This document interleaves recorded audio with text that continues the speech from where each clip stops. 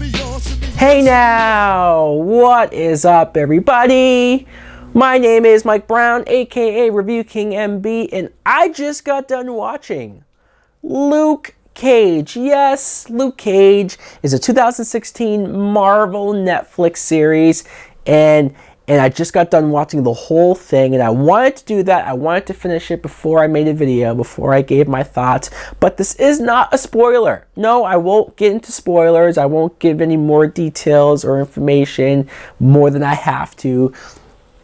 I'm just going to talk about the premise. The premise is we see Luke Cage, who's once again played by Mike Colter, because he played him in Jessica Jones, and you see he's now in Harlem. He has 2 jobs. He's kind of struggling to live and survive. He's still mourning the death of his wife. And it's Harlem. It's Harlem, so there's a lot of crime. There's a lot of people getting murdered, a lot of drug laundering going on. And at the head of all of this is this crime boss, Cottonmouth. And Cottonmouth is a heavy player. He's the worst of the worst. So Luke Cage has to decide, is it worth it? Is it worth for me to come out of hiding and stop this guy and end all of this chaos? Or should I just stay in the shadows, keep to myself? He is a fugitive, technically.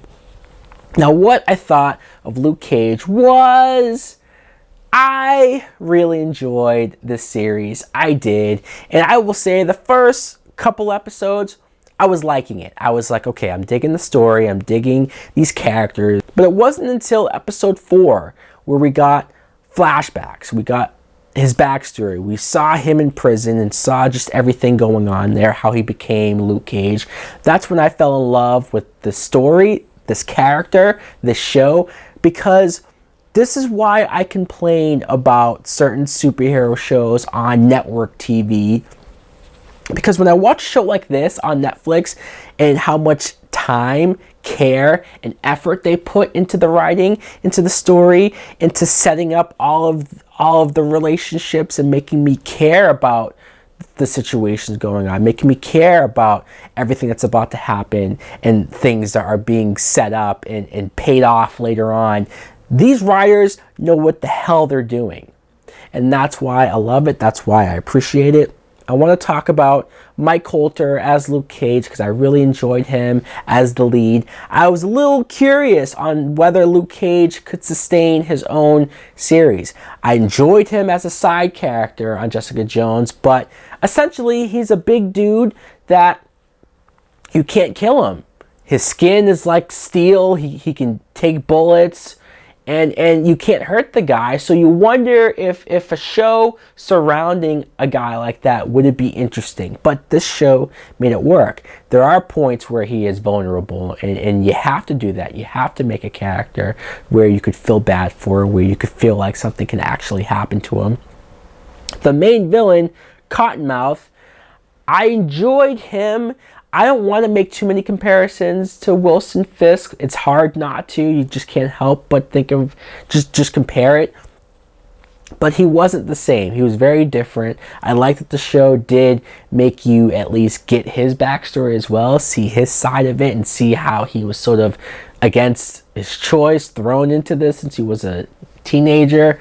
Everything with his relationship with his cousin, Maria Dillard. She really plays up the double side of, on one hand, she's a politician in front of the camera, she's helping Harlem, but behind the scenes, she's working with Cottonmouth.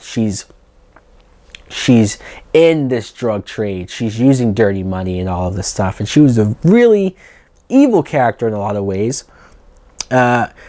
But let's talk about Detective Misty Knight. I have to talk about her because we meet her in episode 1, and she sleeps with Luke Cage in episode 1. And I thought, okay, she's attractive. I like her attitude and how she's willing to talk back and whatnot.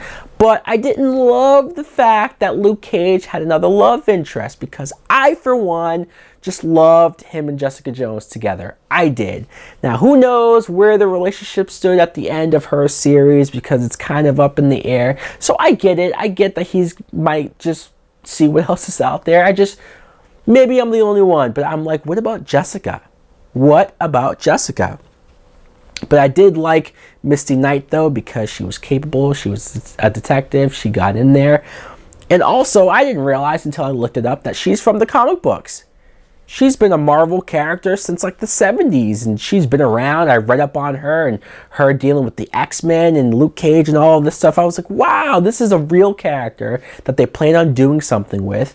And there's so many moments of Easter eggs, not just the Marvel universe, but their own Netflix other shows, and the setting up stuff for the future. It's so exciting to see that. Yeah, the Marvel movies are awesome, but we also get our own little Marvel connection with these shows. I love it. Diamondback. I'm not going to talk too much about this character, but he is referenced at the very beginning, and then he eventually shows up.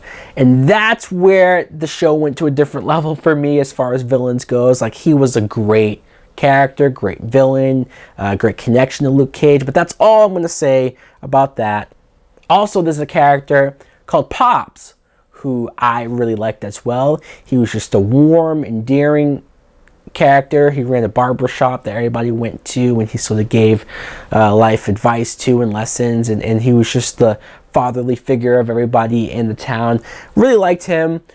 Also, Rosario Dawson is back as Claire Temple. Yes, she's playing the same character who was in Daredevil and even Jessica Jones. I love how, again, they're all connected, yes, but she's the one connection. She's the one character that shows up in all of these things, and I liked her here. I did. The writing and the story, this is what works. This is what really sets this up.